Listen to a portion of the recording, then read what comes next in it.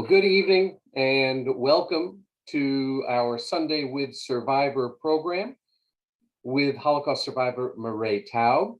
My name is Thorin Tritter. I am the Museum and Programming Director at the Holocaust Memorial and Tolerance Center of Nassau County, which is located in Glen Cove, New York. Before we get our program started this evening, I wanted to let you know that we are recording the program. So if you don't want to be included in the video recording, just turn off your camera.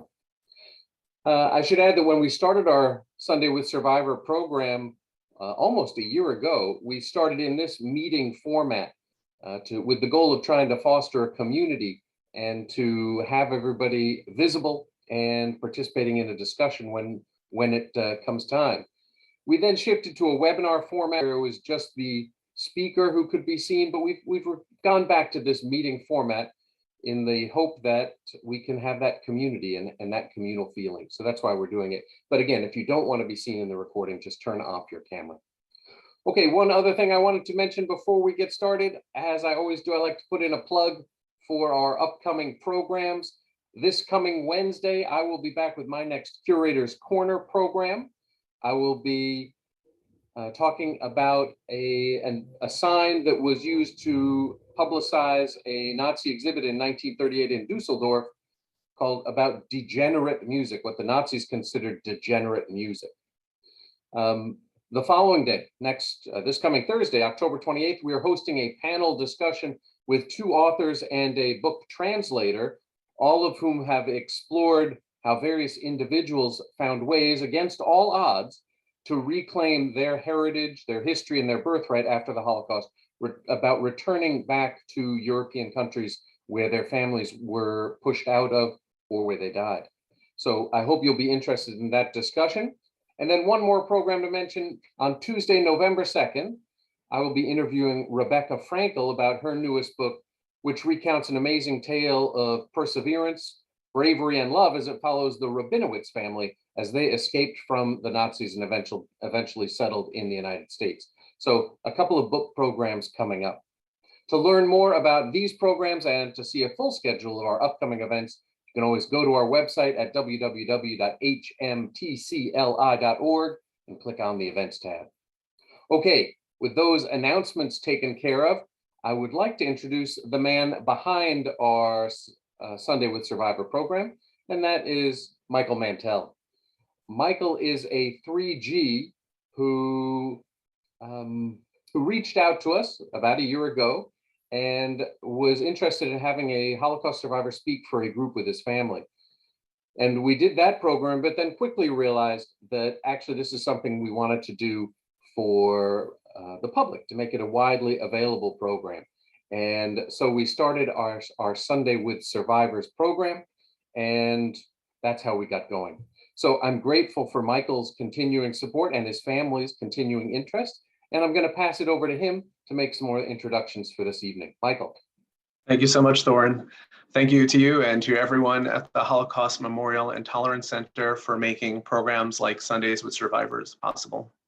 Thank you as well to everyone here for being a part of this live event and for those of you watching the recording. And thank you to all of the survivors, especially Mireille Taub, who will be sharing her and her late husband's testimonies with us today. Welcome to Sundays with Survivors. The power of this Sundays with Survivors program is that it gives Holocaust survivors the opportunity to share their testimonies with people from all over the world.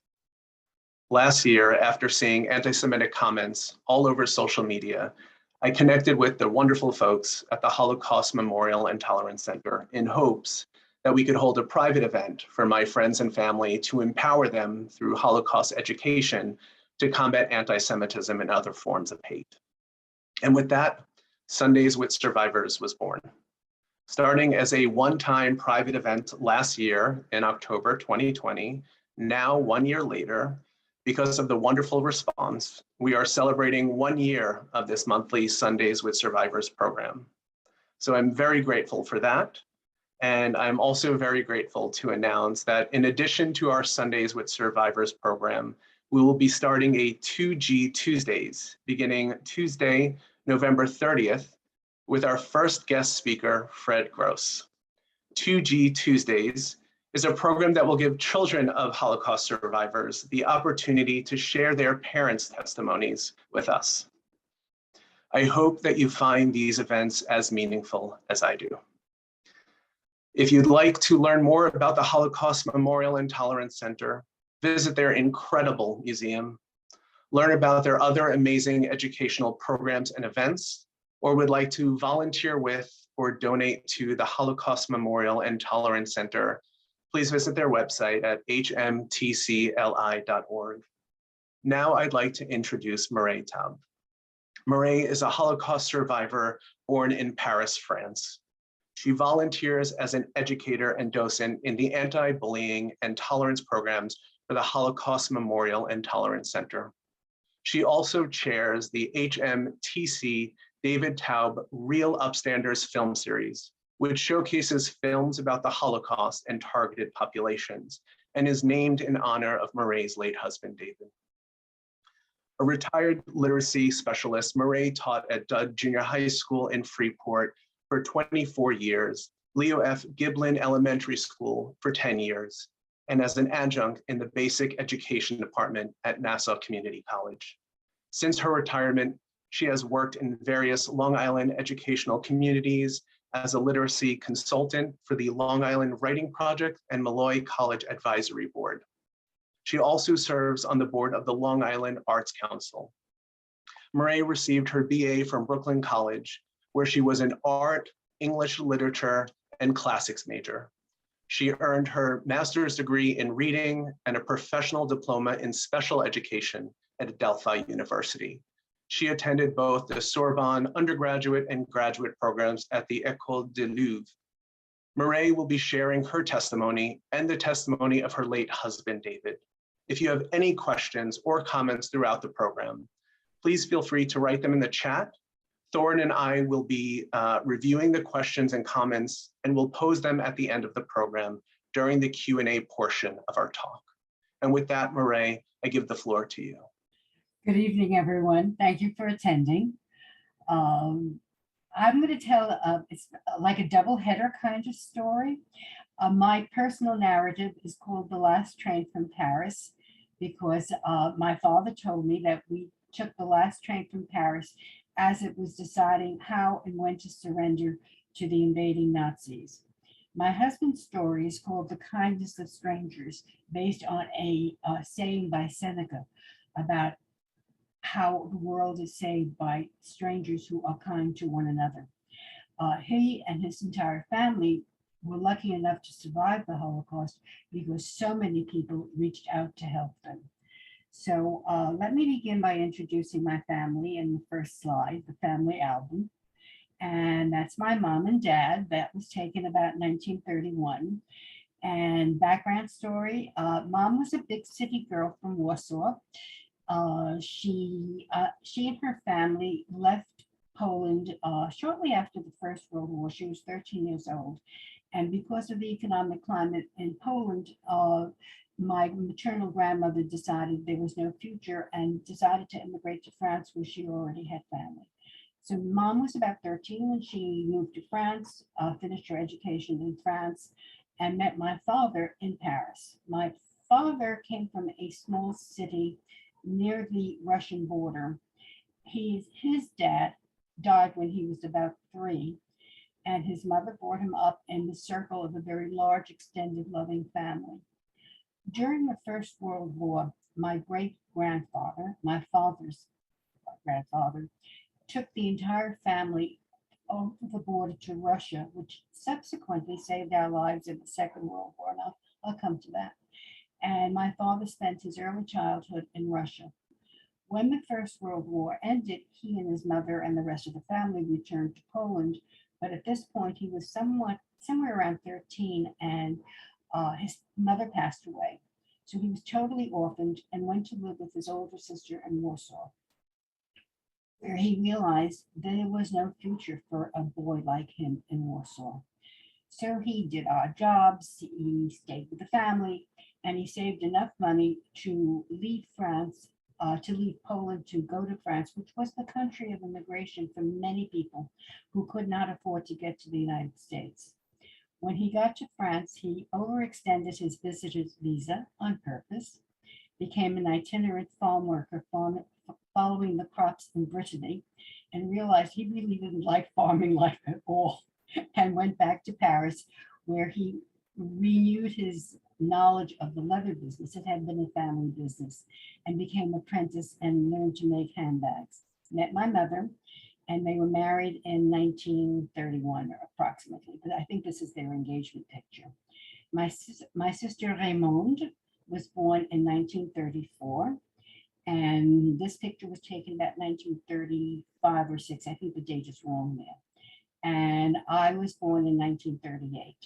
My parents had a passion for opera, so everything that my parents became involved with were named after operas. Raymonde from Raymonde. I am Mireille, but all my life until I was about 13, I was always called Mimi, La Bohème. Mireille is a bad opera by Gounod. My father's company was called Manon.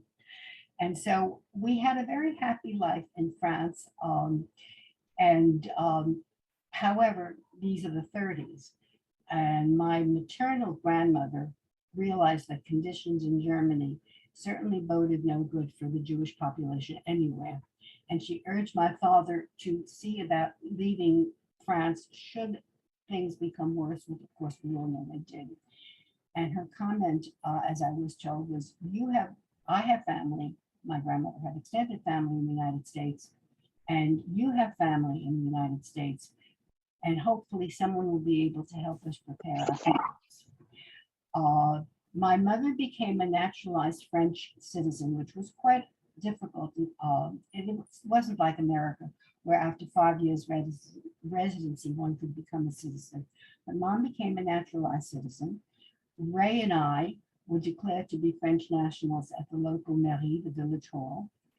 And these were my parents' ID papers, and I show them because I need to point out something quite interesting. Dad's ID papers were taken profile because of the stereotype of Jews having large noses. Mom's ID paper was taken full face. Of course, she was very beautiful, but French national ID will always full face.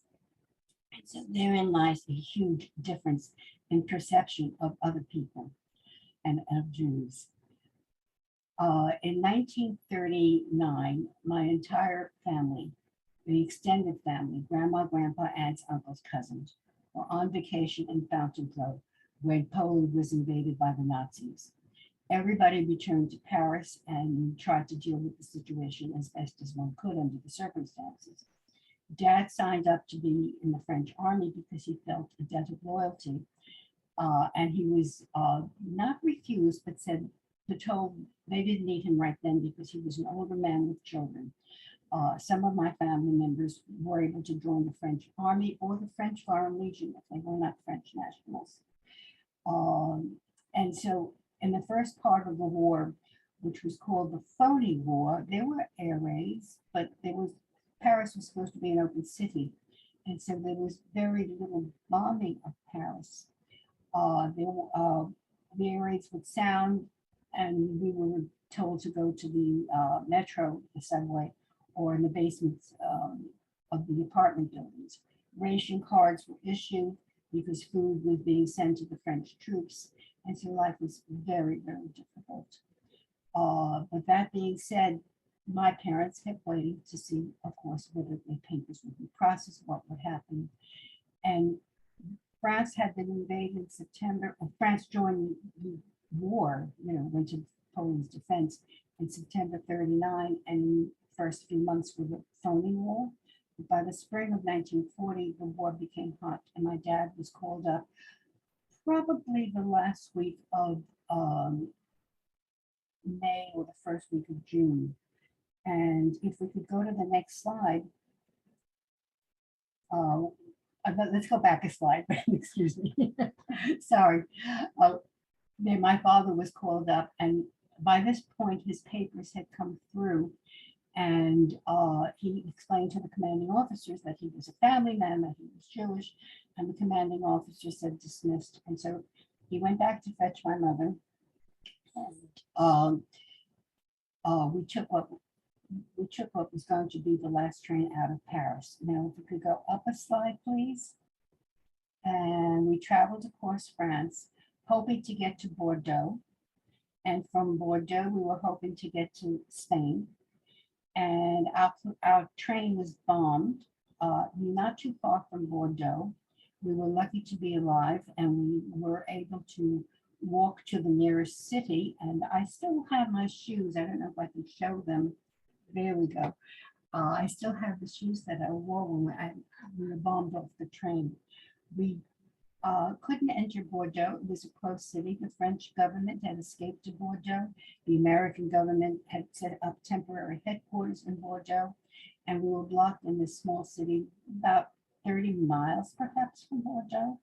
And as you can imagine, the streets were filled with refugees going every which way. By one of those remarkable coincidences, my father met the American consulate officer who had prepared our immigration papers. And she remembered my father very distinctly because of the following information. My mother, my sister, and I were traveling with French passports. My father had been declared stateless because he had never served in the Polish army. Poland did not recognize his Polish nationality. One of my father's cousins, Charlie Chisholm, who had immigrated as a very young man and was living in Chicago, was able to get my father an extremely unusual identity. My dad obtained what was called a Nansen passport. And the Nansen passport was issued by the League of Nations. And there were only 2,000 of them issued. And they were for the Russian, white Russians who were fleeing the Red Russian Army. Because Dad had lived in Russia in that moment of time in the First World War, he had some kind of strange quasi-Polish Russian identity. And this is what saved his life in terms of national identity. So this is one of the papers that Dad carried with him, stamped by all kinds of American consulate, the Portuguese consulate, the Spanish consulate. Anyway, Dad meets the American consulate officer who was trying to get across from the western coast of France to the eastern coast to the western coast.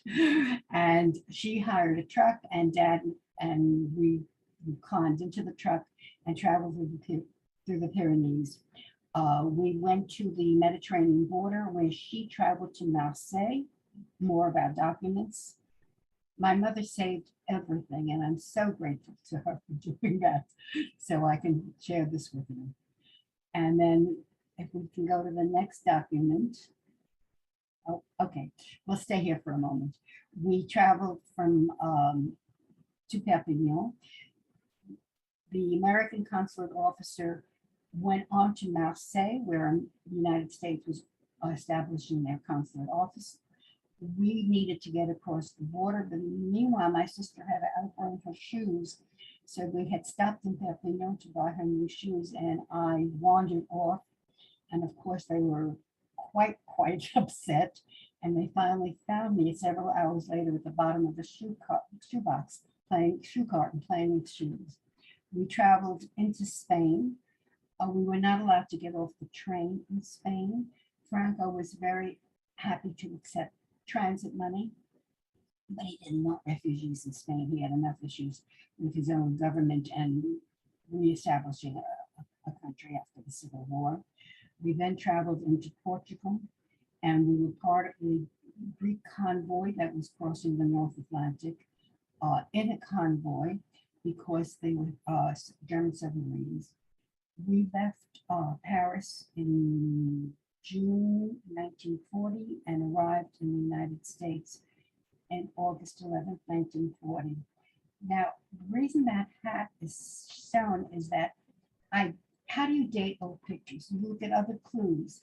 So in this picture, my American auntie, who was living in Denver, had been there since probably the First World War, came to visit my dad. So that's Aunt Denise, and my father and mother in the background, and my sister Ray. And I'm still wearing the same hat that I wore in my carriage in 1939 that you saw in the other picture. And that's my sister and I in Williamsburg, where we first lived. We lived there for 2 years, and then I moved to another area of Brooklyn, where I grew up a very happy child. I knew there was a war. I would hear my parents talk about it. When France was liberated, my father and family members were able to send care packages to our family in France. I was very much aware of what was going on, but I was a very lucky child that I grew up in the United States and had the education and the future that I was going to have. So that's my story. The next story is a little different. It's my husband's story. We'll go to Kindness of Strangers. And that Jewish star that you see there is actually my uncle's Star of David. And in the countries of occupation where Jews had to wear a labeling identification, the Star of David, it was always labeled in the language of the country that was being occupied. So Juif is the French word for Jew. And this is his story. So let me introduce you to my husband and his family. These are David's parents. My mother-in-law's name was Hansha Annette, and my father-in-law's name was Mordechai. And they also were from Poland originally. Mordechai came from Warsaw. He was a skilled leather worker. My mother-in-law and my father were related, large family kind of thing. And she came from obviously from the same small city that my dad did. And when they were married and living in Warsaw, my father-in-law realized, again, no future for Jews who were trying to earn a living to start a business, etc. So my father, at this point, already living in Paris, wrote to Mordechai and said, "You're a skilled leather worker. France is the center for fashion. You must come to Paris and try to see if you can earn a living." And so he did. He arrived in 1929 and he apprenticed to make leather handbags. His wife, Hansha Annette, came in 1930 with David's older brother, Jacques. Jacques was 10 years older than David, and David was born in 1932. So that's David's parents. If we go to the next slide, and this is David's family. David and Jacques in 1935. And in the middle photo, we have in the back row David's father, Jacques, his uncle Morris, who was visiting from the United States, David's mother, Annette, David, about 1938, 39, 38. He had the mumps in this picture. And cousin Suzanne, who was visiting from Warsaw, perhaps hoping to marry a Frenchman. Unfortunately, she did not. She went back to Poland and she did not survive the war. David started in 1939, and I included the other picture of David with his father, taken somewhere around 1935. And the reason I included it is that they're on vacation, but if you look at my father-in-law, who always dressed like that, he wears a white shirt, a jacket, polished shoes, he's carrying a beret, and actually he looks like a French undercover cop, which is what saves his life when he's caught in a roundup. So that was the point of showing his at this point, this picture. We can go to the next slide. And the war began in 1939. David and his family on vacation, as I said, extended family, went back to Paris. Jacques volunteers for the French army and is not allowed to serve because he is not a French citizen. He does serve with the French Foreign Legion. David's father wants to serve in the French army, but he is an older man and he had some health issues, so he's promptly rejected. And again, we have Paris during the war, and David and his parents lived in the part of Paris that actually did get bombed because they were located between two railroad stations, the Gare du l'Est, the station of the East, and the Gare du Nord, the station of the North. The first few months, the phony war, and then the major push of Germany invading France, as you can see from the map, quickly overwhelming within several months. And David's mother was concerned that, of course, for survival because conditions were so difficult.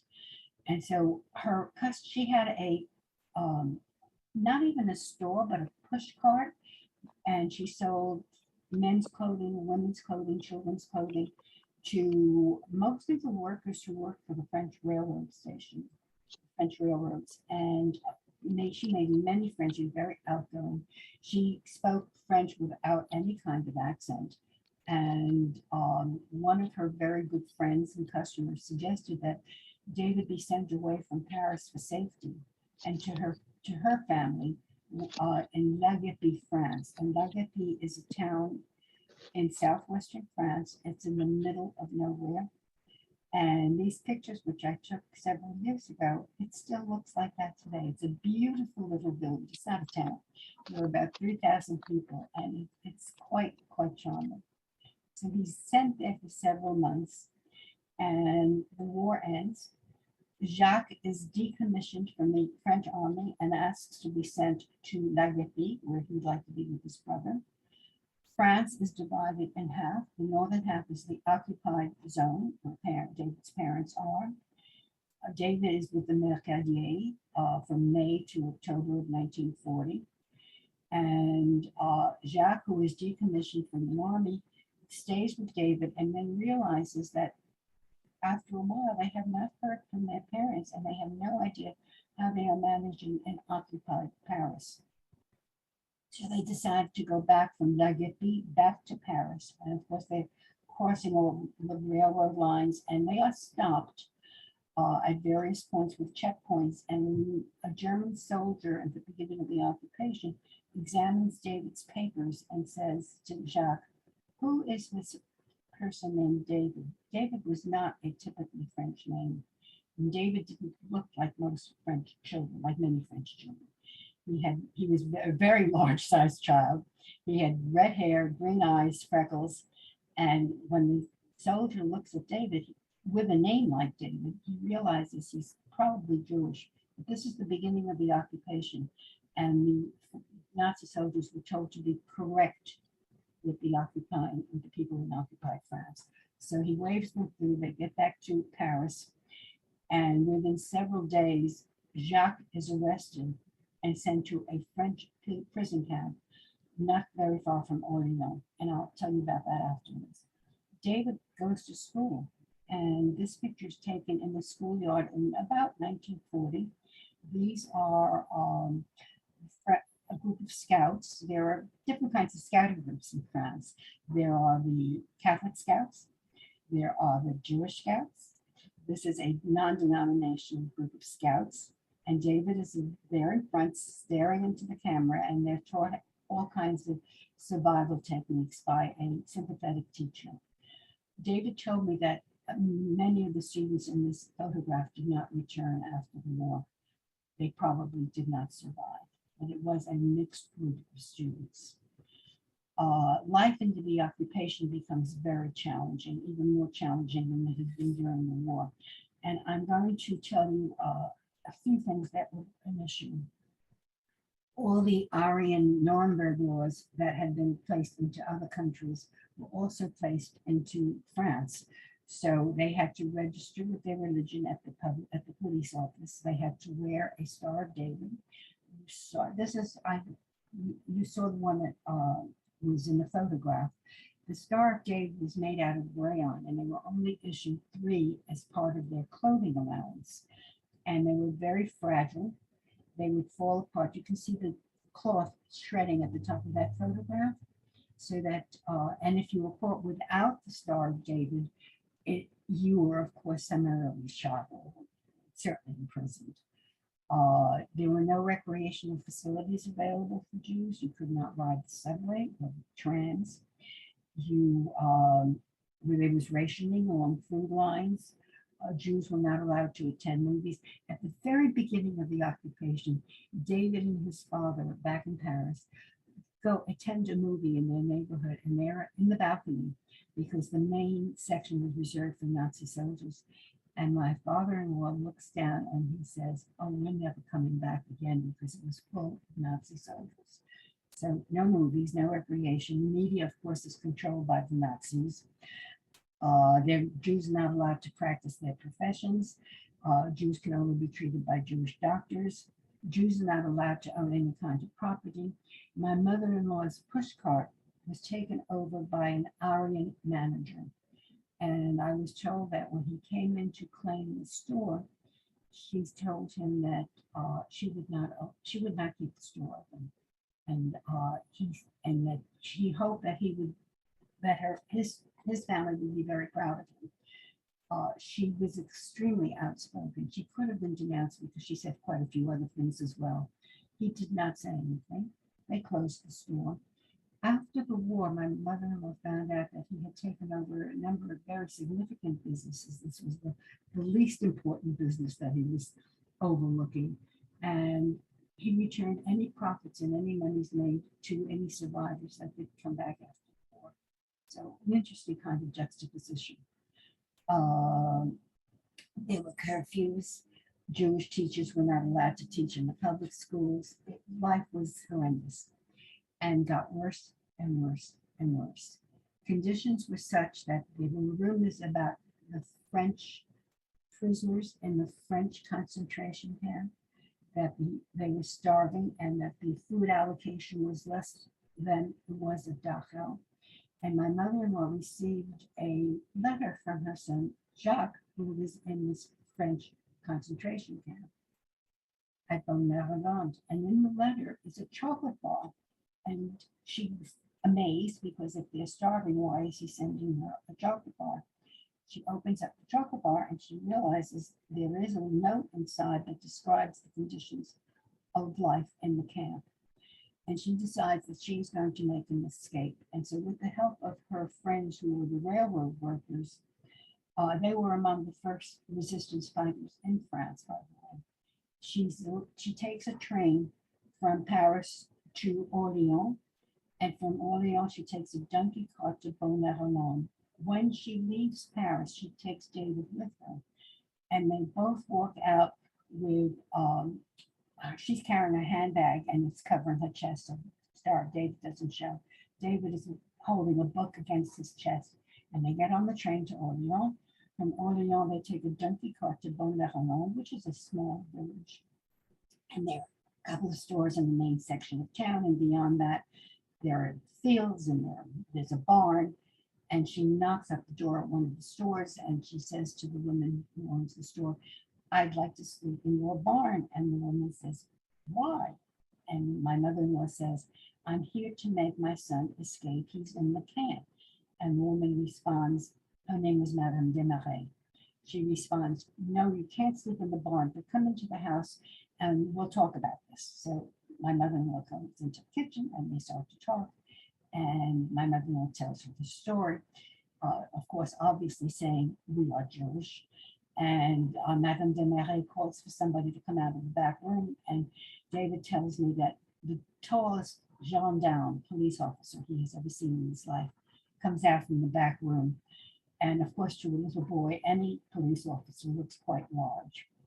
And Madame Desmarais turns to the police officer and she says, "If you want to marry my daughter, you will help Madame Taub and help her son escape from the prison camp."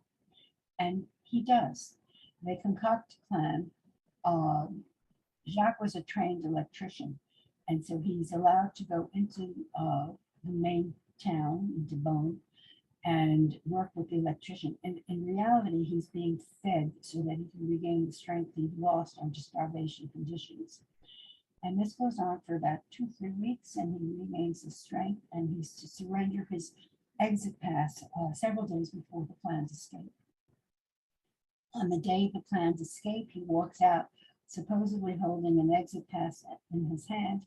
And of course, the gendarme at the gate is the gendarme who was to marry Madame Desmarais' daughter. He lets Jacques through. David has a bicycle for Jacques and hiding in the woods, and Jacques gets on the bicycle and pedals away. David goes back to where he's been staying with his mother after doing some things he really shouldn't have been doing, like dropping notes in collaborators' mailboxes about how they will be hung after the war. And he keeps a few of the notes on him, actually. He's a little boy. And he takes it, they take a train back to Paris. And they're probably on the same train that Jacques is, but they don't meet. And they returned to Paris, and towards the middle of at the end of the night, towards or very early in the morning, there is a knock on the door, and it is the French police who are knocking at the door. And my mother-in-law says, "What do you want?" And they said, "We've come to tell you, we've come to look for Jacques Taub." And my mother-in-law says, "He's in the prison camp." And they say, "No, he's escaped." She says, "Oh, thank you for telling me the good news." And they come into the apartment. They probably burst into the apartment, and they start, this is a tiny, tiny apartment, and they start looking through the apartment for Jacques, under the bed, in the closet, in the drawer, and they find some of David's papers about collaborators being hung, and they start slapping him, and they start slapping my mother-in-law for being part of the resistance. She runs to the window overlooking the courtyard, and she says, yells, "Stop beating up my son." And they were a little intimidated by her outspokenness. And they said, "Okay, Jacques is not here. Let's see if he's hiding at where you have your storage area." So they walk through the streets, and people stop them and say, "Madame Taub, are you opening up the store again?" And she says, "Not until say monsieur," these gentlemen, which is the euphemism for the German occupation, "not until say monsieur leave." They go to the storage area. Actually, Jack is not there. What a surprise. And Jacques is hiding in various apartments for the next several days in Paris until he can get his false ID papers, which again, the railroad workers are preparing for him. When the papers are delivered, he's out on the street trying to figure out how to get out of Paris when he is caught in the roundup. And the commanding officer of the group looks at Jacques' papers and realizes there's a mistake, and it wasn't a printing mistake. The printer was not very good in geography. He made a critical mistake of saying where Jacques was born, and the commanding officer says, "You were born where?" And Jacques realizes there is a mistake on his papers, and he hems in his horse, and and the commanding officer, realizing that Jacques is probably an escaping Jew, says, "Get out of here." And so Jacques runs away, manages to get out of Paris, and escapes into Toulon in Vichy, France, and is there for a period of time, and then goes to his employer, he is working there, and says to his employer that he needs a day off to find a new place. He's been bombed out. And the employer looks at him and says, "You are very lucky you have a job." And Jacques realizes that he could be denounced again, and then said, "Oh, you're so right. I'm so sorry. I asked you, I'll be back later at my appointed time," and actually leaves Toulon and joins the resistance. So from that point on, Jacques fights with the resistance with the Marquis in Vichy, France. And that's how he spends the rest of the war. If we can go to the next slide, again, back to the conditions in Paris, they're told to surrender all their major belongings. David's mother is told to surrender her the bicycle, which the kiddie bicycle that David had, and they did not. They simply overlooked it. At the end of the war, they receive a citation for not having surrendered the bicycle. They're also told to surrender the radio, which she has put into pieces of radio into a box and brings it to the mairie. And the police officer says to her, "This is not a working radio." She says, "If you release my son from the prison camp, he's a radio electrician. He will fix it, and then you can have your radio." As I said, she was very outspoken. So these are typical of the kinds of things that were going on under the occupation. If we could go to the next slide. Oh, let's go back a minute because I'm not ready to go there. The conditions in Paris become increasingly difficult, as I said before. And in this early summer of 1942, there are increasing rumors that there will be a roundup of all the Jews. And in July 17th, 1942, there was indeed a roundup of almost all the Jews in Paris. my in-laws and David had heard about this and had decided to hide in a management apartment owned by cousins of theirs. And so they're in the apartment for 2 weeks while this is going on in the streets.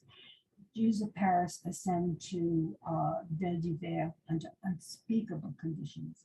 And from there, they're shipped to Drancy, and from there, from Drancy, they're shipped to Auschwitz and other camps in Poland, death camps. David and his parents are in the apartment for 2 weeks, and they hear all of this that's going on.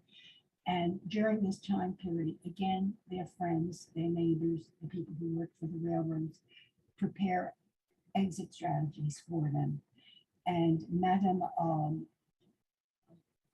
Pfeffer, one of their friends, has made arrangements for passers to take them across from occupied France to unoccupied France.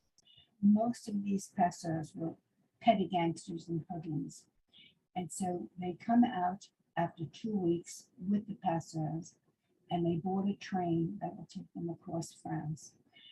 And there are all kinds of situations that occur on the train where the passengers are telling other passengers on the train, we are taking Jews across France. And when my father-in-law hears this, he says, if you don't stop talking, I will never pay you your money.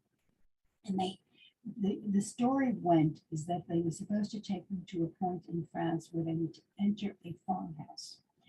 The front of the farmhouse was going to be in occupied France. The rear of the farmhouse was unoccupied France, and they would come out the rear and be in unoccupied France. Well, that wasn't quite true. They come across to a small city in France, and the passers refused to take them across the passing line, which is actually like a railroad trestle. And my mother-in-law looks at them and she says, the one thing that one should be very careful saying to a young hoodlum, she tells the youngest of them, you're not man enough to take me across. And the young hoodlum says, I am too a man, and proceeds to take them across. Sentries are watching them and see that they're crossing, and they are shot at.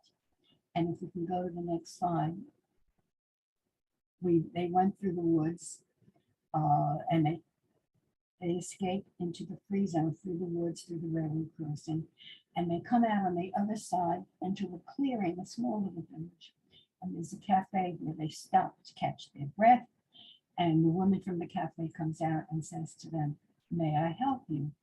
And my mother-in-law, very outspoken, literally takes her literally and says, we're escaping Jews. Yes, you can help us. And this woman, very sympathetic, says, okay, and calls for her son, who also happens to be a gendarme.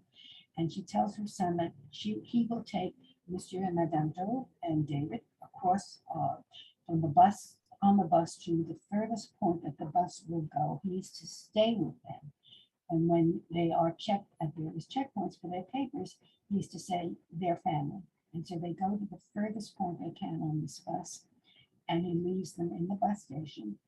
And my mother-in-law grabs David's father by one arm, David by the other arm, run through the station, yelling at the top of her lungs, we'll be late for the wedding, you'll be late for the wedding. And they run out, and everybody's astonished, and nobody stops them.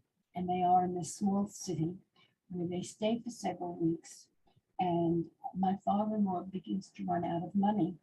And he tells the hotel owner where they're staying, can we talk about the price of the hotel room? If I pay you by the week, will it cost less? And the hotel owner says, I'll get back to you. And in the middle of the night, there is a knock on the door, and David's parents are arrested because they have crossed the line of demarcation illegally. David is not arrested because he is a French national. Like my sister and myself, he had been declared a French national at birth. So they're brought to the Palace of Justice in Pau, and David's father says to the judge, I'd like to make a phone call. And David's father never really spoke French without an accent. He was definitely a foreign-looking Jew. His saving grace is that he was a very proper-looking person. So the justice says to him, who do you know here? And he happened to name the most important man in the area, whose son had been a friend of Jacques in Paris prior to the war. The judge, somewhat intimidated by my father-in-law's acquaintances, says, put him on a train. And they were put on a train and sent to a town called Lacombe, which was a ghetto town. They had to register every day that they were still in residence, and once a week a bus would come and take people, and they would never come back.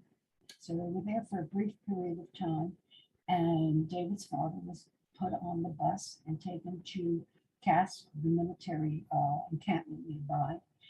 And he was the first one off the bus. Remember I said he looked like a French police officer with his white shirt and his suit jacket and his beret and his shiny shoes. He gets off the bus and he is saluted by the police in the camp. And they say to him, "Ça va, chef?" Meaning, is everything okay, chief? And he says the only thing he can say in French without an accent. He says, "Ça va," salutes them back, walks out of the camp into the town, up the street, into the hills, and he hides in the hills for the duration of the war. David's mother is not arrested, but she's obviously very concerned that she could be next. And they're not terribly far from where David had been in the beginning of the war. So she contacts the family and she asks them to take David back and have them keep him. And so he goes back to La Comida, and this time he starts his identity as a little French boy in this town. The priest comes to visit him, and David, like his mother, somewhat outspoken, says to the priest, "I am not converting." And the priest says, "I'm not expecting you to convert, but I am expecting to see you at Mass. And you will be helping me as an altar boy, and you will be joining the Catholic Boy Scouts, and you will be a good little boy and be an honor to your parents." And so David became a little French boy living on a farm under very harsh conditions. They took care of him, but they were as difficult with him as they had been with their own children. He was not the spoiled little darling of his mother. And so life was very different. He went to school there. He was told to keep a low profile, so to speak. He had done very well in the national assessments, and in France, the results of the assessments, the state tests, are put on the schoolhouse door, the village door, the church door. David always ranked first in the county, the department, and his name was never listed as first because David Taub was a Jewish name. So he was listed somewhere in the middle, and everybody called him Dede. He was told not to go swimming in the river because he was circumcised and it would be very obvious. And so he had the secret identity. And it was a very tough life for this little boy who had been, I would say, probably a somewhat spoiled child until the events of the war. He's there for 2 years. And if we can go to the next slide. Okay, La Getty, and then the next slide. This is Grandma. She loved him. He went around and he helped her feed the pigs and the geese to prepare the foie gras. He worked setting up bowling. She didn't speak French. She spoke only Provençal, and David learned to speak to her in Provençal. And he was there from 1942 to 1944. She wrote him in her will because she loved him so. He was the little grandson that she would love to have because she only had granddaughters from the people who sang. And if we'll go to the next slide. Maybe go to the next slide. This is the house in which David was living, and that's David on the bottom, and the little attic room where he lived for 2 years. His host family said to him, "We never have to wash the dishes after David eats. He licks the plate clean." His rationing food was not rationed because it was a farm area, but the people were careful with food. And when David was questioned after the war, what was the good thing about the war, anything that positive, he said, "I never had a cavity because they took away all my sugar rations." So that was David, meant several years ago. We'll go to the next slide. And David in 1944, proudly wearing the suit he had bought himself with the money he had been sent and what he earned. David after the liberation. He actually looks a little better there. His parents and his father, his brother after about 1945. He's still wearing the same suit jacket, different pants, I think. And then we'll go to the next slide. I took these two pictures because I thought they would be interesting in terms of perspective. Beaune-Hollande was the camp in which David's brother was imprisoned. When the Jews of Paris were rounded up, the children, some of the children were sent to Beaune-Hollande. And I was able to trace my mother's niece, my cousin Madeleine, who was rounded up in 1942, to Beaune-Hollande, where she was later deported to Auschwitz. She did not survive. The second photograph is the marker that the people in this town had put up for where the escape passage was. When we visited the town, we asked several people of a certain age, can you show us where the trestle, where the railroad passage was? And most people said, oh, I don't know anything about this. And finally, we found an elderly gentleman who says, I'll take you right there. And so there had been a kind of monument, and we took a photograph. So that's the escape paths where people were able to escape into unoccupied France. We can go to the next slide. David and I went back to France to study and re-met David because I had actually known him from my infancy. And we were married in France, we remarried in New York, and then the other picture was taken a number of years after that, first and second marriage. And then we can go to the next slide. My family. The top photo, I have 3 children. So the top photo is Bill, my youngest son, David and I, my daughter Elizabeth, and my son Peter. The second slide on my left is Sydney, my granddaughter, David and I in the middle, Sam, my oldest grandson, and Dylan, my youngest grandson, Dylan Molly, Bob and Bob. The third slide is taken about 4 years ago at Sydney's high school graduation. So Peter at the end, Janice, my daughter-in-law, Dylan hiding behind Janice, Sam in the middle, Rick behind, my son-in-law behind Sam, Elizabeth, Bill, Sydney, the star of the moment, and me. And we are very happy to have been able to live through this and tell you about it. So that's the story. Thank you so much for sharing. And as you said, it was 2 testimonies. So I just appreciate that you're able to continue David's testimony. And I wanted to say that it's as if it's your own, the way you share it. It was pretty remarkable. Wanted to ask you about that, what it was like to, did you do the testimonies together at one point, and then what was it like to continue doing your testimony with David's? David did his testimony until almost the end of his life. He died 10 years ago. At the last few months, because at this point he was quite ill, I was there to support him, to remind him to stay on track, because David was very talkative and sometimes would wander off track. But after he passed away, I felt it was important that I share his testimony, perhaps more than mine, but it is a joint story.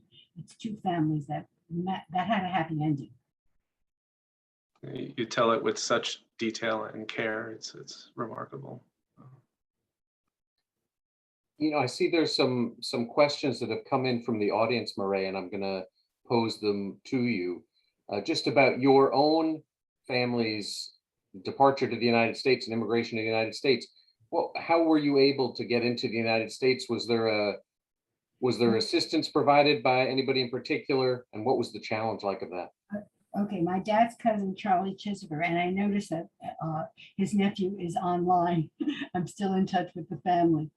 I don't know how Charlie was able to get Dad the Nancy passport, and I suppose that he arranged for my mother's and my sister and my papers as well, and it was done through HIAS.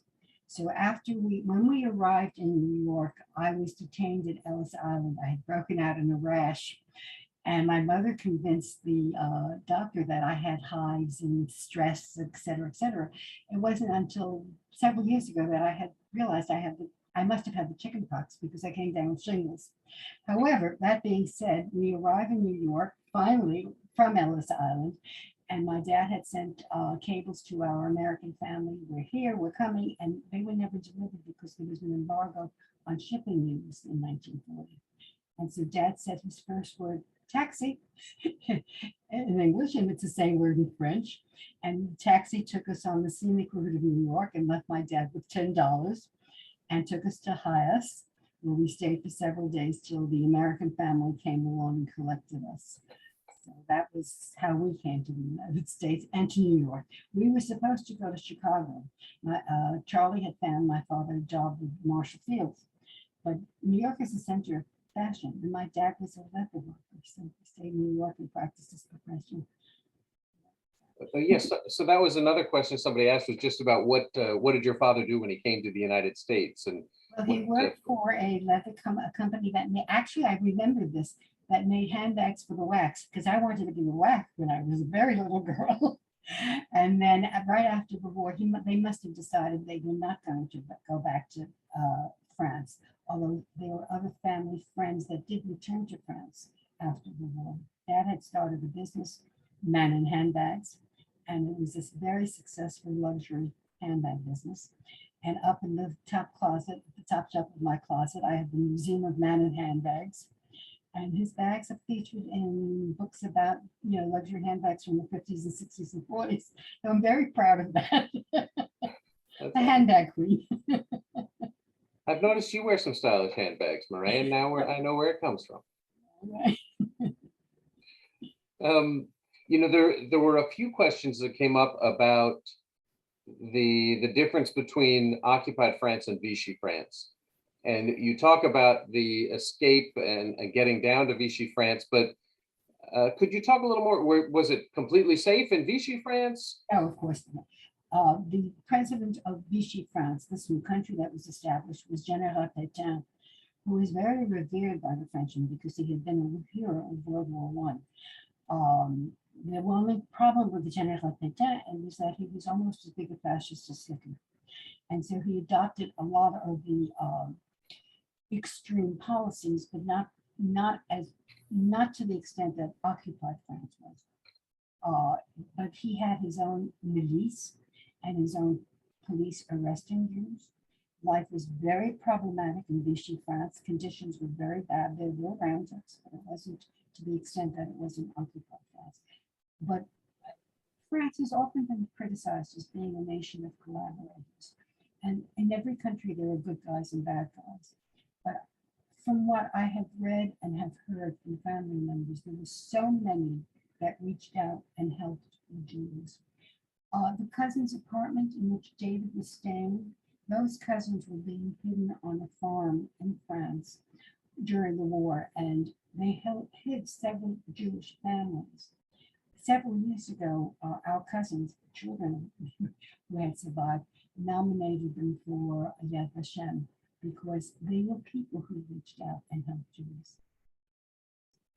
Yeah, I think I just to follow up on what you were saying, I mean, I think many Parisians in 1940 thought that Vichy France was going to be significantly safer.